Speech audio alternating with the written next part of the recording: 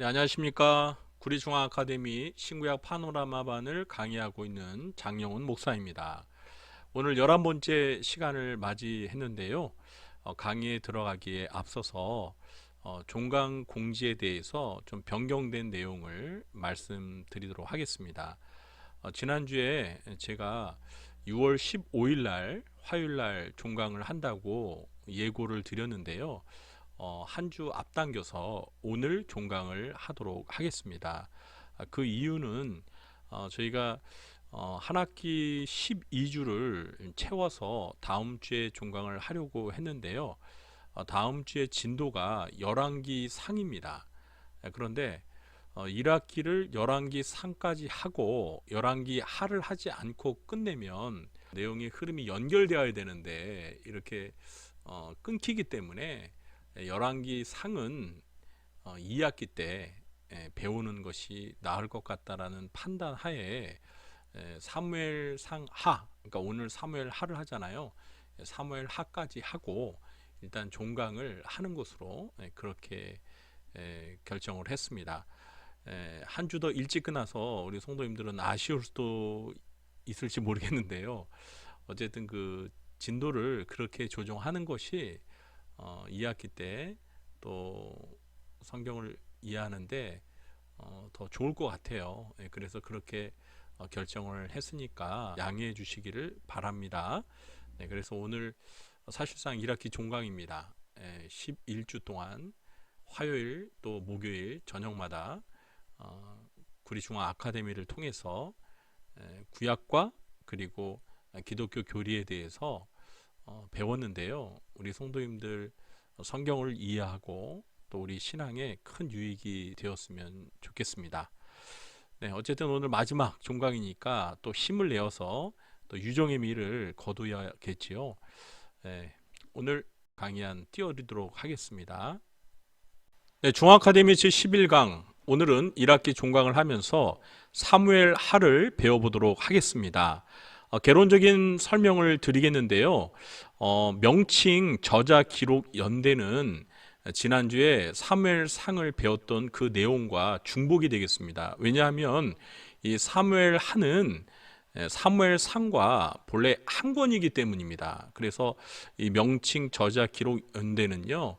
지난주 내용과 중복이 되기 때문에 오늘은 굳이 언급을 하지 않겠습니다. 혹 궁금하신 분들은 지난주 사무엘상 강의를 참고해 주시고요. 다만 이 기록 연대 부분에서 이 사무엘하에서 다루고 있는 이 내용 연대는 이제 사무엘상과는 다르겠죠. 내용이 다르니까. 그래서 사무엘하의 내용 연대는 BC 1011년서부터 971년입니다.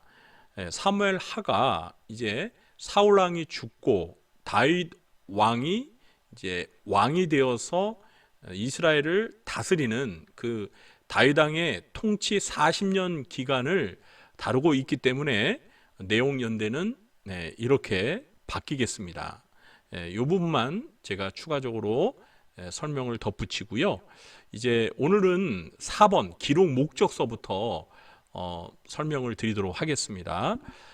사무엘하를 기록한 목적은 사울 왕의 죽음 이후 40년간 다윗 왕의 통치 일대기를 소개함으로써 신정 왕국으로서, 그러니까 신이신 여호와 하나님께서 이스라엘을 다스리시는데 왕을 세워서 이스라엘을 다스리는, 다시 말해서 여기서 말하는 왕이라는 것은 다윗 왕이 이스라엘을 다스리는 것을 말하죠. 이때는 이스라엘이 북과 남으로 분열되지 않고 이제 통일되어서 한 나라로서 왕이 다스리는 그런 통일 왕국의 역사를 소개하고 있습니다. 하나님의 마음에 합한 왕으로서, 비록 첫 번째 왕이었던 사울 왕은 왕이 되어서 교만함으로 인해서 하나님의 버림을 받았지만 이제 두 번째 왕으로 세워진 다윗은 하나님의 뜻을 받들어서 이스라엘을 잘 다스리는 그런 이상적인 왕으로서 소개되고 있습니다. 그래서 이것이 사무엘 하를 기록한 목적이라고 볼 수 있겠습니다. 그래서 사무엘하의 중심 인물은 다윗 왕입니다. 다윗 왕의 40년 통치 기간의 역사를 소개하고 있다. 이 점을 기억하시면 되겠습니다. 다섯 번째, 사무엘하의 주제 및 특징에 대해서 살펴보도록 하겠습니다. 먼저 주제는 다윗의 통치로 말미암은 이스라엘의 번영과 영화가 다윗 언약에 근거하여 하나님께서 베푸신 은총의 결과임을 나타낸다. 네, 사무엘하는 이 다윗이 왕으로서 40년간 이스라엘을 다스린 그 역사를 소개하고 있는데요. 이 사무엘하에서 그려지는 이 다윗 왕은 정말 이 사울 왕과는 대조적으로 훌륭한 왕으로 묘사되고 있습니다. 다윗은 이스라엘 주변 족속들을 물리치고 영토를 확장하면서 또 이스라엘의 수도를 또 세우고 이렇게 이스라엘을 정말 번영과 그리고 또 성공적으로 강대한 국가로 만들었습니다. 어떻게 보면 이스라엘에서 다윗은 정말 위대한 왕으로 이렇게 그려지고 있는 게 사실입니다. 그런데 이러한 것들이 다윗이라는 한 인물의 위대성으로 인해서 이렇게 되었다라고 보기보다는 사실 여호와 하나님께서, 그러니까 다윗을 이스라엘의 그 두 번째 왕으로 세우신 그 여호와 하나님께서 다윗과 맺은 언약, 사무엘하 7장 8절서부터 16절에 소개되는 이 다윗 언약의 근거에서 하나님께서 다윗을 통해 하나님이 약속하신 그 다윗 언약이 실현되어져 간 결과다라고 이렇게 보시는 게 좀 더 옳다고 보겠습니다. 그래서 이 다윗 언약의 근거에서 하나님께서 다윗과 이스라엘 백성들에게 베푸신 그 은총의 결과로서 이스라엘이라는 왕국이 신정 왕국으로서 번영과 또 영화를 나타낸 그러한 이스라엘의 역사를 다루고 있는 것이 이 사무엘하의 주제라고 할 수 있겠습니다. 두 번째로 우리가 사무엘하를 이해하는 데 있어서 매우 중요한 것이 바로 이 사무엘하 7장에서 다루고 있는 다윗 언약입니다. 나단 선지자를 통해서 하나님께서 다윗에게 약속하신 이 다윗 언약이야말로 이 사무엘하를 이해하는 것뿐만 아니라 하나님의 구속사, 그러니까 하나님이 인류를 구원하시는 이 하나님의 원대한 구원 역사에 있어서 매우 중요한 언약인데요. 이 다윗 언약의 그 핵심적인 내용이 한 4가지가 있습니다. 이것을 먼저 잘 이해하는 것이 매우 중요합니다. 첫 번째로 여호와께서는 다윗에게 내 이름을 위대하게 만들어 주리라고 약속하셨습니다. 그렇습니다. 여러분이 다윗 왕이 어떤 왕이에요? 이스라엘의 많은 왕들 가운데 가장 모범적이고 가장 이상적인 왕입니다. 그러니까 구약 역사뿐만 아니라 이 신약에 와서도 메시아가 다윗의 후손으로 왔다는 사실만으로도 다윗은 이 이스라엘 역사뿐만 아니라 인류 구원의 역사 가운데 위대한 인물로 나타나고 있다라는 사실입니다. 두 번째, 다윗 언약에서 하나님이 약속하신 내용은 내 백성 이스라엘을 위하여 한 곳을 정하리라는 것입니다. 이 한 곳이란 바로 이스라엘의 수도인 예루살렘을 가리키는 것입니다. 다윗은 이제 왕이 되었을 때 그 유다 지파의 땅 가운데 헤브론, 이 헤브론에서 왕으로 등극하게 되는데요.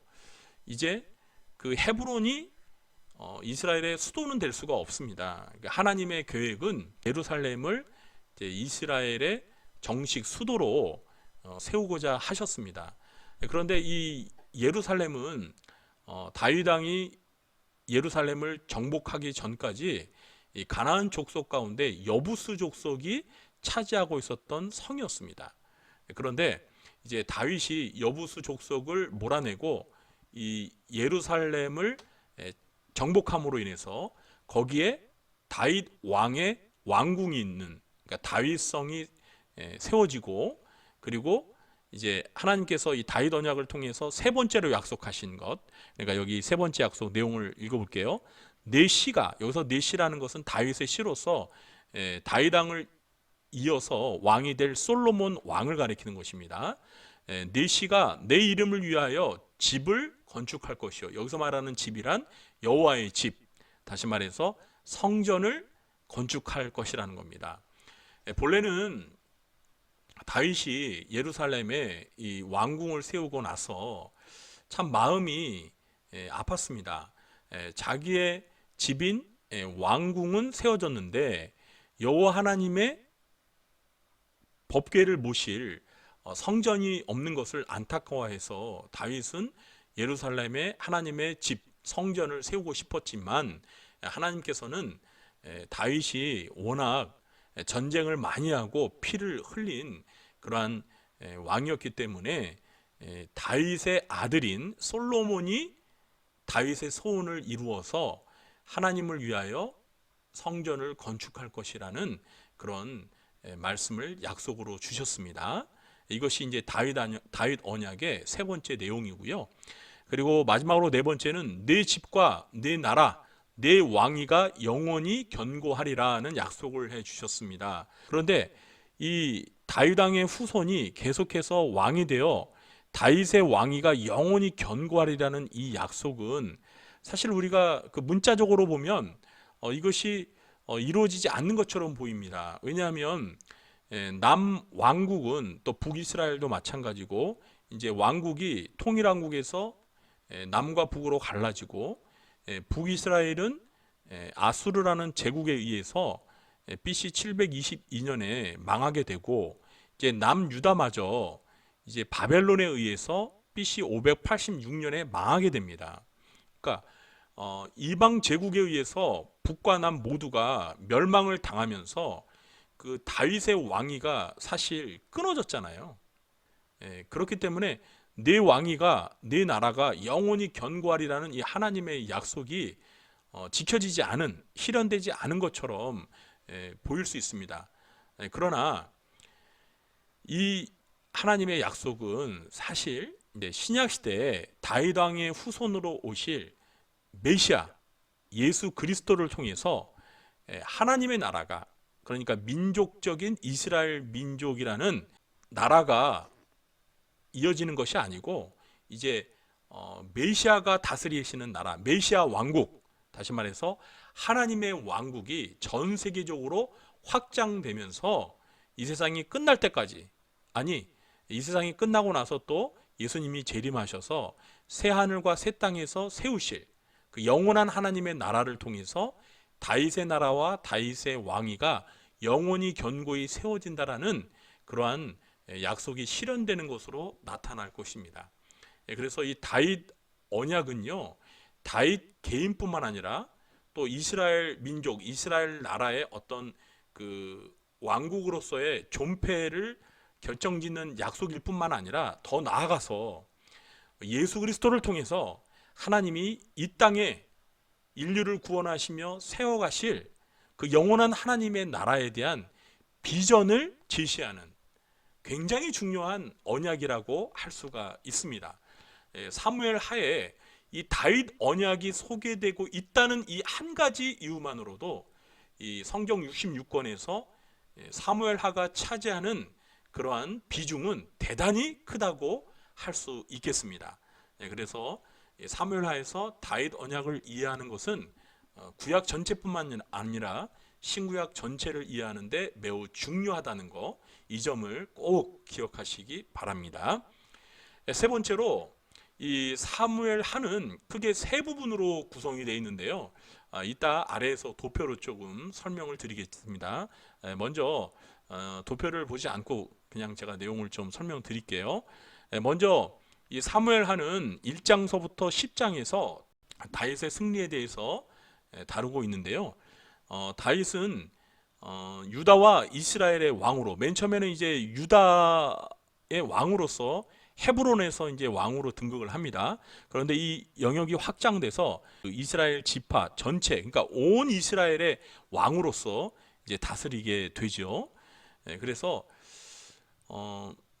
그리고 이제 예루살렘을 여부수 족속이 차지하고 있던 예루살렘을 정복함으로 인해서 이제 이스라엘의 합법적인 정식 수도가 예루살렘이 되고, 그곳에 다윗 왕궁 다윗성을 세우고, 더 나아가서 이제 하나님의 성전 예루살렘을 세우는 어떤 기틀을 마련한다는 굉장히 중요한 또 의미가 있습니다. 그리고 하나님의 법궤가 이제 예루살렘으로 이렇게 돌아오는, 그러니까 예루살렘에 안착되는 그러한 내용을 다루고 있습니다. 이따 제가 아래 이 4번에서 법궤 회복에 대해서 자세히 말씀드리겠지만, 예루살렘에 하나님의 법궤가 안착된다라는 것은 굉장히 중요한 의미가 있습니다. 하나님의 임재를 상징하는 여호와의 법궤가 예루살렘에 정착된다. 그런 매우 중요한 의미가 있고요. 그 다음에 이제 사무엘하 7장에서 아까 말씀드린 다윗 언약에 대한 약속이 주어지고, 그리고 이어서 다윗 왕이 이제 그러니까 이스라엘 주변에 있었던 여러 족속들, 뭐 블레셋, 모압, 암몬, 스리아, 이런 여러 족속들을 정복해 나가면서 영토를 확장하고, 그리고 다윗의 그 강력한 왕권이 신장되는, 그래서 이스라엘이 이 가나안 땅에서, 이 팔레스틴 땅에서 정말 막강한 그러한 국가로서 강한 나라로 세워지는 이러한 다윗의 그 승승장구하는 모습을 보여주고 있습니다. 그리고 두 번째 부분이 이제 사무엘하 11장인데요. 이 부분은 다윗의 범죄에 관한 내용을 소개하고 있습니다. 우리가 잘 아시다시피 다윗의 생애에 있어서 정말 큰 오점이라고 할 수 있는 우리야 장군의 아내인 밧세바와 간음하게 되는, 그리고 그 다윗의 간음죄를 이제 가리기 위해서 우리야 장군을 이제 격렬한 전투장으로 내몰아서 죽이는, 이런 다윗이 우리야 장군, 충신 우리야 장군을 살인하는 이러한 다윗의 범죄가 11장에 기록이 되어 있습니다.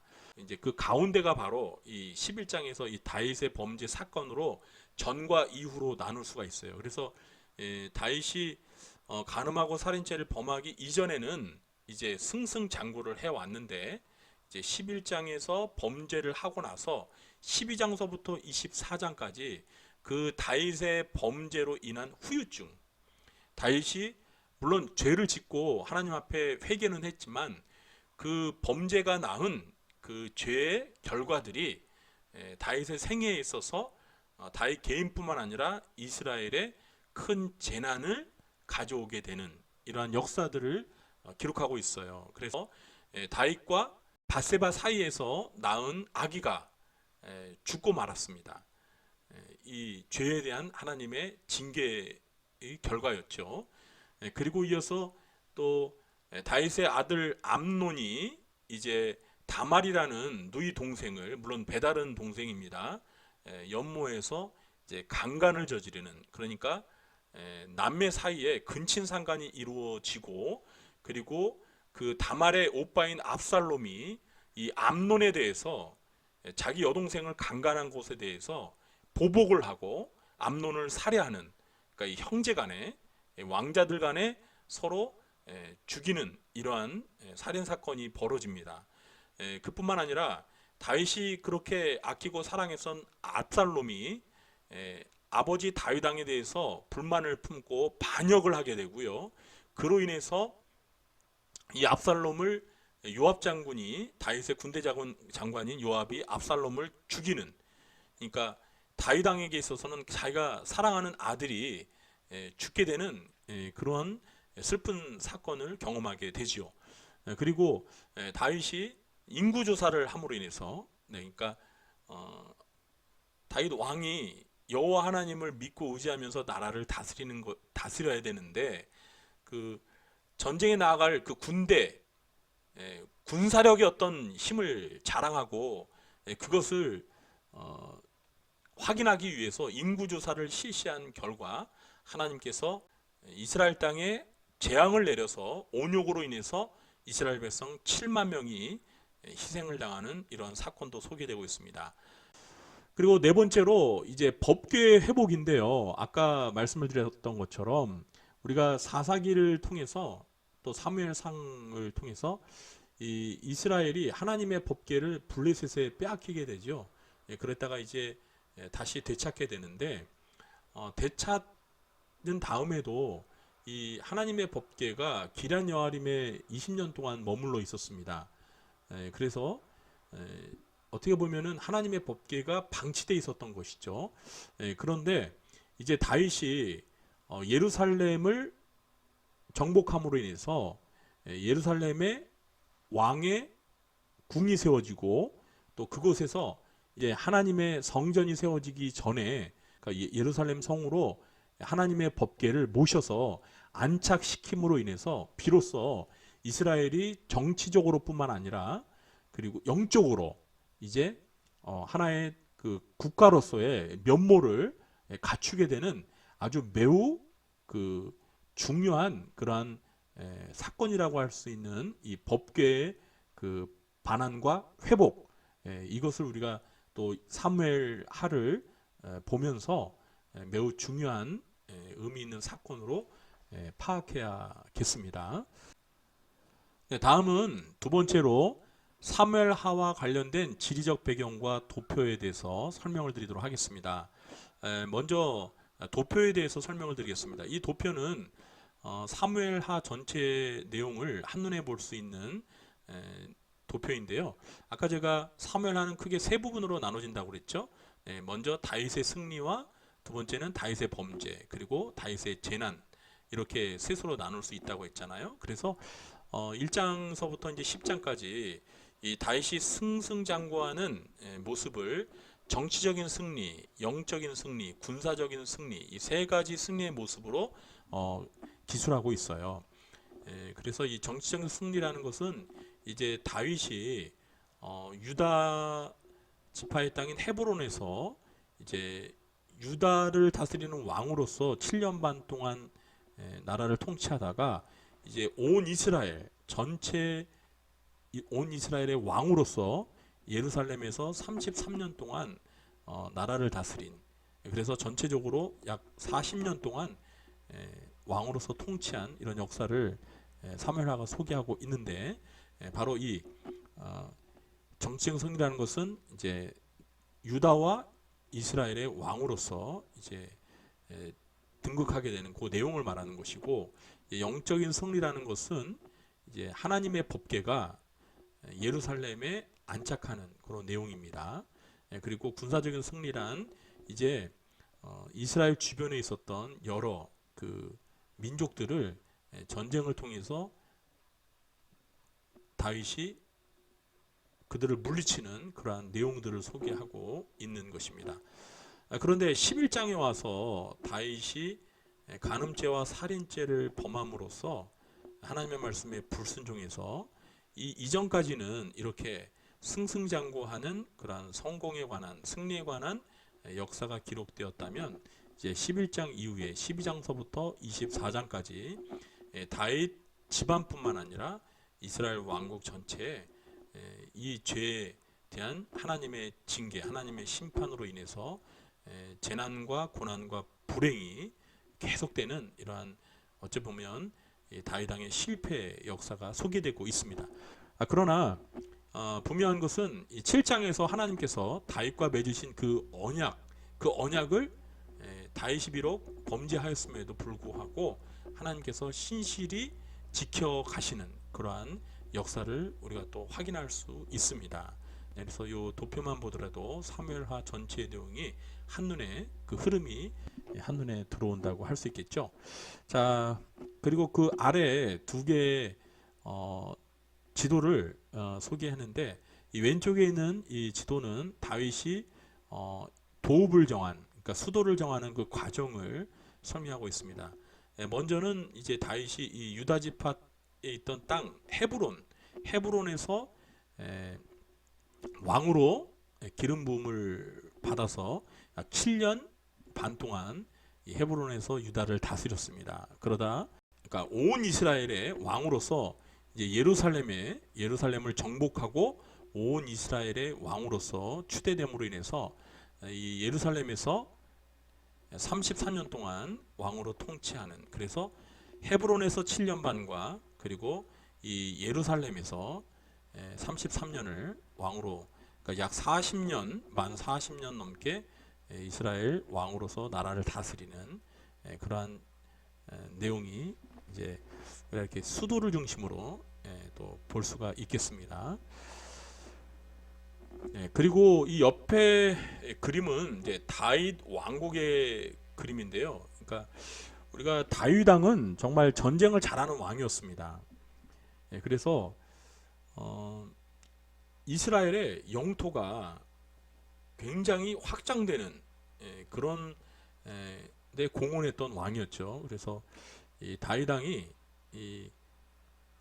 여기 보시면 아시겠지만, 이 에돔, 모압, 암몬, 그죠? 뭐 블레셋, 그리고 저 위에 하맛 지역에까지 이 넓은 이 가나안 땅 거의 전체를 다윗이 영토를 확장한 이러한 모습을 우리가 확인할 수가 있습니다.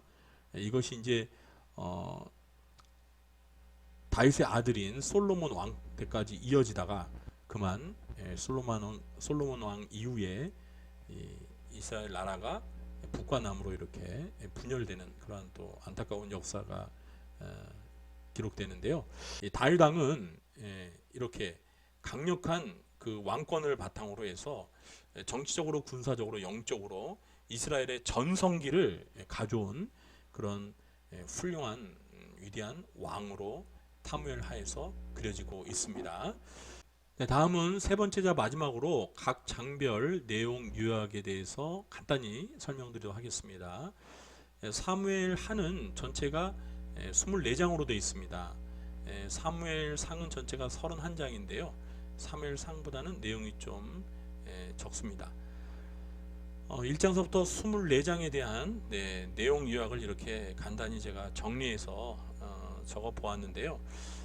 뭐 한 장 한 장 설명할 필요는 없을 것 같고, 여기에서 이제 중요한 내용은 7장에 이 다윗 언약이 소개되고 있는 이 7장을 우리가 좀 잘 내용을 이해해야 됩니다. 그리고 이제 11장에 밧세바와의 간음죄, 그리고 우리아 장군을 죽이는 이 다윗의 생애에서 가장 큰 오점이라고 할 수 있는 이 다윗의 실수, 다윗의 범죄를 다루고 있는 11장, 이 11장을 이제 사이로 그 이전과 그 이후의 분위기가 확 달라집니다. 그래서 아까도 설명을 드렸지만 1장서부터 10장까지는 다윗이 승승장구하는 이렇게 상향곡선을 그린다면, 이제 11장 이후로 12장부터 다윗의 생애에 끊임없이 정말 불행한 사건이 이어지는 그러한 모습을 우리가 볼 수가 있습니다. 우리가 이런 것만 보아도 역시 다윗 왕도 물론 이스라엘의 왕들 가운데 가장 이상적이고 훌륭한 왕이긴 했지만 다윗의 생애에도 오점은 있었죠. 그러니까 다윗은 완전한 왕은 아닙니다. 훌륭한 왕인 것은 맞아요. 그러나 그의 생애에도 이렇게 큰 죄를 짓는 사건이 있었다는 거예요. 간음죄와 살인, 이게 정말 하나님께서 십계명 가운데서도 간음죄, 살인죄 큰 죄인데, 하나님의 마음에 합한 왕도 이런 큰 죄를 짓는 실수를 범했다는 거죠.